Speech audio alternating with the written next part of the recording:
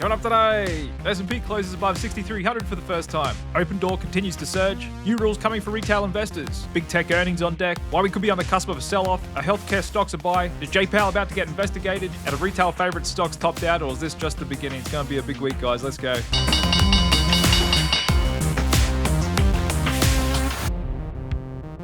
And welcome back to Click Capital, everybody. Off to a bit of an interesting start here as we ramp up into Q2 earnings season. We get to hear from Tesla and Alphabet Google on Wednesday night, along with a few other key stocks this week. And once again, we're getting a bit of mixed price action looking underneath the hood. But where all the action is today is once again in retail favorite stocks. Looking at the trending stocks leaderboard here on Yahoo Finance. Once again, Open Door Technologies getting a huge amount of attention and trading volume. Over 1.8 billion shares traded today, with that dollar value being multiples of its market cap. And that was really kicked off last week by hedge fund manager Eric Jackson, known for identifying Carvana. Stock when it was super cheap, made a fortune on it, and one of the most dramatic turnarounds we've ever seen. For the used car retailer, which sells cars from a big vending machine, with the stock having given an almost 100x gain over the last 2 years. He thinks Open Door Technologies could be next and produce similar gains. Digital real estate platform for flipping residential homes, and it's just been on an absolute epic melt up these last few weeks. But stick with me today because I'm going to show you some charts later on where we're getting a bunch of hot retail favorite stocks showing signs of potentially topping out in the short term with some key reversal signals and patterns emerging. And Open Door Technologies could very well turn out to be the canary in the coal mine. And no doubt we're a bit frothy here in the short term, but are we just still in the early days of the retail takeover of Wall Street? We just heard the Financial Regulatory Authority come out today and propose lowering the patent day trading minimum from 25,000 to 2,000. That's a rule that's been in place for over 20 years now, meaning if a retail investor wants to make 4 or more day trades, open and closing a trade in the same trading session within a 5-day window, they have to have at least $25,000 in their account. And that rule came about after the frenzy day trading era of the late 90s, designed to protect smaller traders from churning their account by day trading when their account balance goes underneath 25,000. However, this has long been criticized and complained by not only retail investors, but many in the industry, as it is just another rule and regulation on the market. And the closer we are to free markets, with less regulation and rules, the more efficient and liquid it should become. And so if this goes through, it's just going to add further tailwind to the collective power of retail investors. And stocks like Open Door Technologies did have sizable short interest, but there's a whole bunch of stocks with even more short interest as a percentage of their float, like Wolfspeed, B. Riley Financial, Hims & Hers Health, SoundHound AI, Virgin Galactic, Big Bear, and so on. And these are some stocks that retail investors could jump on next, and it very well could turn out to be the summer of short squeezes. But I'll show you a bit later on the charts where we saw somewhat of a rotation into more quality name out of high beta momentum, unprofitable, into more quality growth today as we start to get into the thick Q2 earnings season. And here's a look at the most anticipated companies reporting this week. And for me personally, I'll really be paying attention to Tesla, Alphabet, and Intel, all 3 of which I have bullish positions in. And I'll be really interested to see if Tesla can still hold up, given it's been having declining deliveries, a very public falling out between Elon Musk and the president, but potentially outweighing that is the launch of their new robo-taxi service in Austin, Texas, soon to be rolled out across other parts of the country, and the stock has kind of been consolidating for a few months here. But Alphabet Google, the best performing mega cap tech today, going into its earnings on Wednesday night as well. Make sure you stay locked in with Click Capital this week, and I'll run down all the latest numbers from both of these important companies on Wednesday night, along with my perspective on it all for you as well. So make sure you subscribe to this channel and keep liking these videos so they show up in your feed. And how these big tech companies report not only on Q2 numbers, but on their outlooks and forecast capex. Capital expenditure will play into Nvidia as well, which always reports later than other big companies. But from what we can tell, Nvidia still can't sell enough of their GPUs. Companies still scrambling on top of each other to get them, but Nvidia has been on an amazing run of late, getting signs of potential tops, and we do have some bearish seasonality over the next few weeks for tech shares as well. And there's a look at the latest earnings we got today. Verizon coming in with a small beat, and Domino's Pizza coming in with a small miss. And tomorrow we'll be looking at Coke and a few other industrial stocks, along with defense contractors. And this comes on the back of a huge rebound, even bigger than stock prices, and earnings sentiment from analysts, given way more upgrades and downgrades after they fell off a cliff with all that tariff drama. So the forecast is earnings should keep accelerating, and even though we're still early days, only about 12% of companies reported, earnings beats are tracking well above historical averages. So far, so good. And so no doubt lately we've seen a huge amount of action and momentum and volume in these smaller high beta growth stocks that are a favorite amongst retail investors. But what about the entire market? Could could we be on the cusp of a bit of a pullback, as we haven't really had one since we've bounced off early April lows? Still got that August 1st tariff deadline quickly approaching us next Thursday, for which it would be surprising if we don't see a new trade deal with the European Union and 20-30% tariffs go into effect and the market just ignores that. Could be a little surprising. Got a bit of drama going on with Jay Powell as well, which I'll touch on later, and I'll show you my bet I just made over the weekend on prediction markets. And the good news for US residents coming as well with Polymarket soon to start accepting accounts from the States. Or could this be more like the V-shaped recovery after 1998 and we're about to go into one final epic melt up, bubble, blow off top with maybe the S&P 500 going to 10,000? Because right now stocks are being persistently bought, especially tech related. As we can see in this chart, the NASDAQ index has now gone 60 straight days closing above its 20-day moving average. That's the longest since early 1999. But that price streak didn't mark a final high, but it did show stocks were on the cusp of a melt-up, which they topped out a year later. And the NASDAQ index and many big tech stocks, including Amazon, came off 80 to 90%, even though Amazon was still growing revenues throughout that time. It was a huge change in investor sentiment and a massive re-rating of valuations in the market. And so right now, the market does kind of have that look where things are doing so well, we very well could accelerate and go vertical here. But just looking in the short term, when the S&P 500 is also above its 20-day moving average for 59 days, it can cause a bit of chop and consolidation, which I think we may be in for some of these retail favorite stocks. Though we can see in my themes watch list over 220 hot stocks categorized into over a dozen themes. You can download this watch list for free into your TradingView platform by clicking the link below this video. And so we're getting these kind of patterns today: rejections off highs, reversal candles, reversal signals, and signs of at least some profit taking or heavy selling here in the nuclear trade. Some of these stocks coming off quite a bit here today. And again, plenty of bearish seasonality all over the place, reversal signals, and some large selling volumes, along with rejections off prior highs. Maybe some of these stocks stalling out at resistance after they've had such great runs. Big time retail favorite Rocket Lab, still 45% above the 50-day VWAP, but showing signs of potentially stalling here today. Another hot one, Ava Technologies, once again just closing below its 50-day VWAP, and some quantum computing stocks also stalling here at highs, as we appeared to get a bit of a rotation from some of these hot names into more quality stuff today. In addition to Alphabet, Google, Astera Labs, Amazon, ARM Holdings, and a few other larger stocks like Qualcomm starting to perk up a little bit. Whilst we've still got the VIX index quite tame and low on a 16 handle. We just came off option expiry on Friday, but we've also got positive seasonality coming for the volatility index over the next couple of weeks and couple of months actually as well, which does suggest all the ingredients are there for a bit of a pullback, as stocks like Open may be telling us we could be closer to maybe a short-term blow-off top, or potentially a period of consolidation throughout the summer months. Of course, nothing's guaranteed, but something to keep in the back of our minds. Maybe a good time to tighten up stops, balance out a bit better. Or we could see new themes emerge, and previously hot story stocks like Rich Tech Robotics ticking up here again today may be a beneficiary of a rotation going on underneath the hood. And there's a look at the option trading leaderboard today. Open Technologies coming in as the 12th most liquid traded options today. Company only has a market cap of $2 billion, right up there with trillion-dollar companies. And look at that, $305 million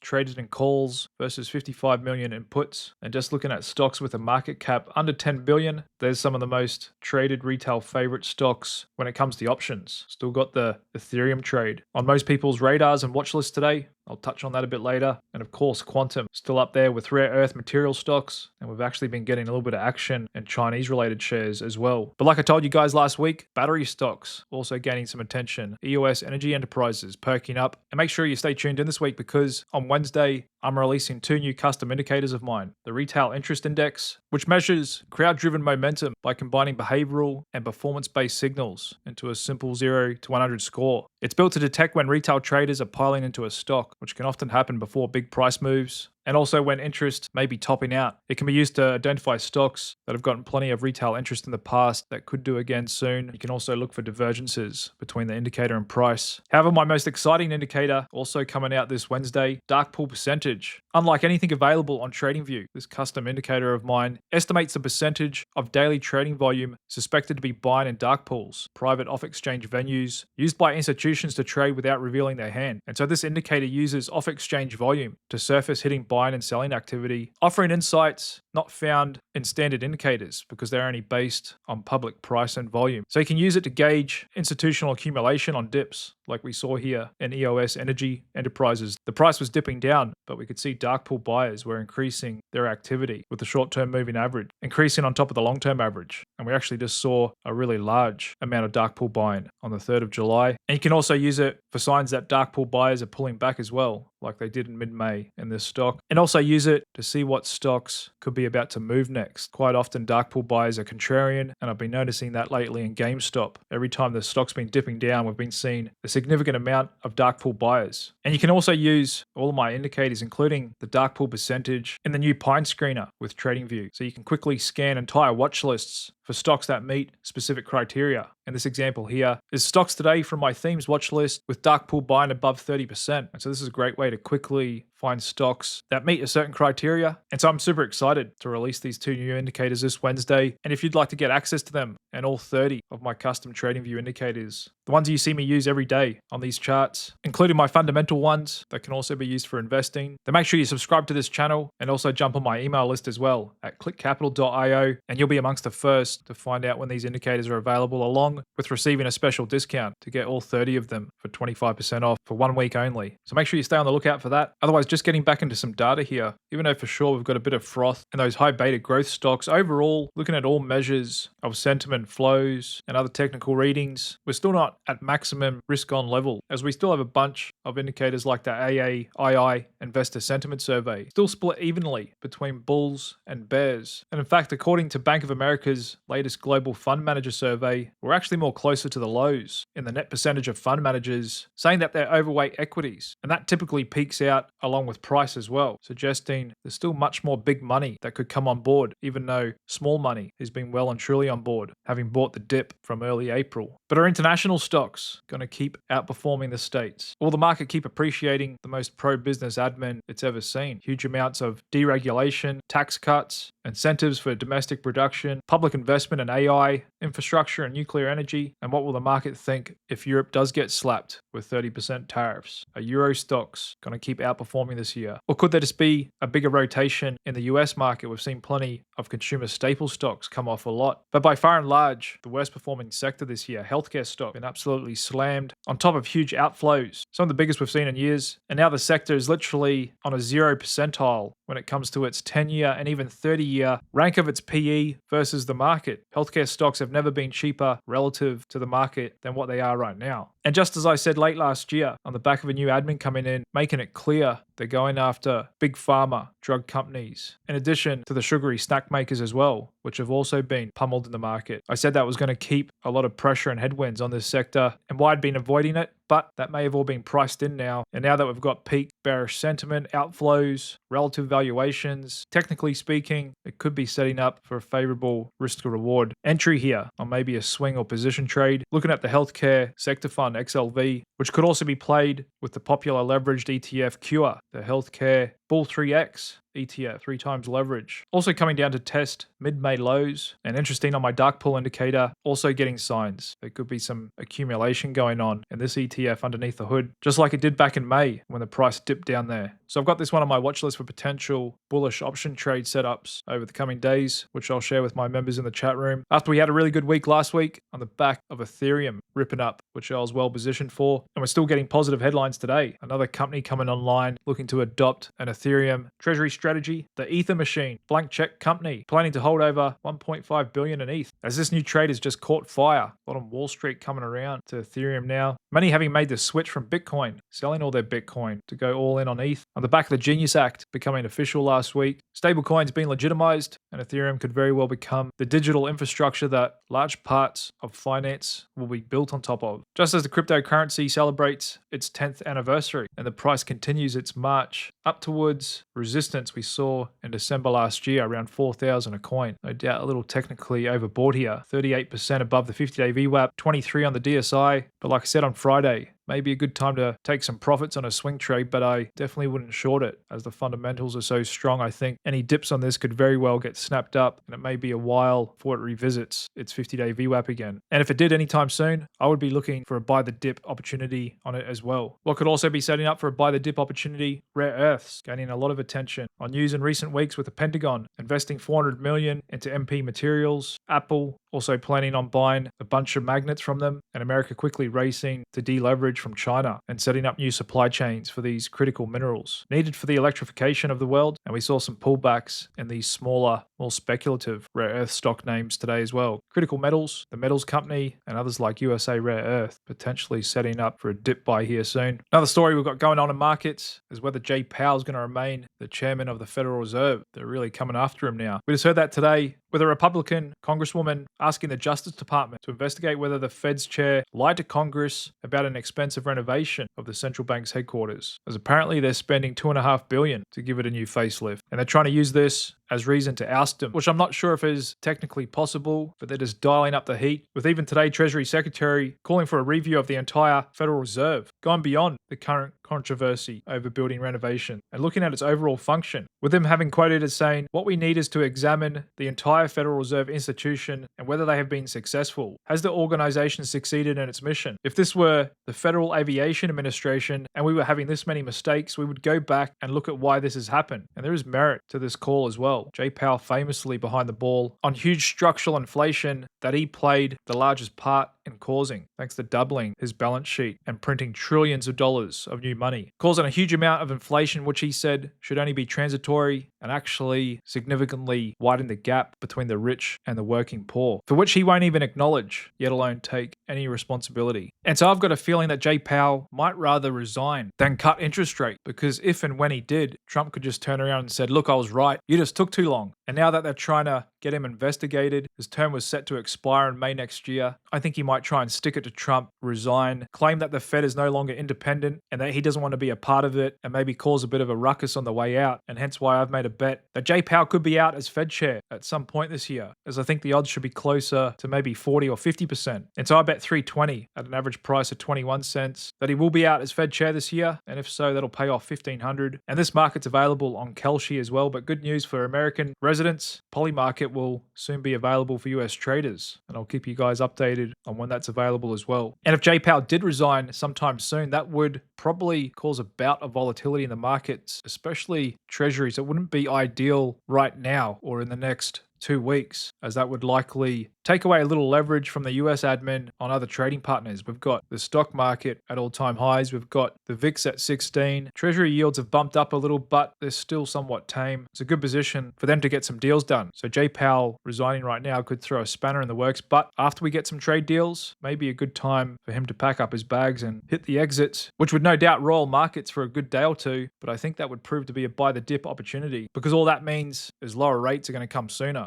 Whoever replaces him is likely going to start chopping right away. But while markets are pretty calm, the president and his team may just dig their heels in and not bend to Europe, not offer an extension and say, "Come to the table or you will get a 30% tariff," which would hurt the Europeans a lot more than the Americans, because Europe is a net exporter to the States, the biggest market they sell into. But the market doesn't seem too worried at all. We did get a little bit of a bump up in the VIX 9-day, but still not even at 15. And this takes us through to next Thursday, which if we don't get a trade deal with Europe, I would suspect the market may get a little nervous. But currency markets are quite chill as well. In fact, the euro is still technically in an uptrend here, whilst the dollar is still firmly in a downtrend. Did see gold perk up a little bit to start the week off, and crude oil still quiet, trading around 65 a barrel. And one of the hottest commodities of late, platinum, having a little pause after its monster run up since May, along with uranium having somewhat of a pause there today. And we're still getting a little bearish divergence on the S&P 500. Otherwise, that's pretty much a wrap for today, guys. To get us all started for the week. Not much out on the economic calendar. Just big earnings from Tesla and Alphabet Google on Wednesday, along with getting down to crunch time on trade deals. 1st of August is next Friday. As we go into that, having one of the best V-shaped recoveries. And the indices now 60 days above their 20-day moving average. Let's see how the market reacts to earnings this week. And like I said, if you're interested in getting my new indicators, the retail interest index and dark pool percentage, completely custom and unique indicators you won't find anywhere else, then make sure you subscribe to this channel, jump on my email list, and this Wednesday, you'll get a chance to get them for a 25% discount. Thanks very much for tuning in, and I'll see you back here again this time tomorrow. Cheers.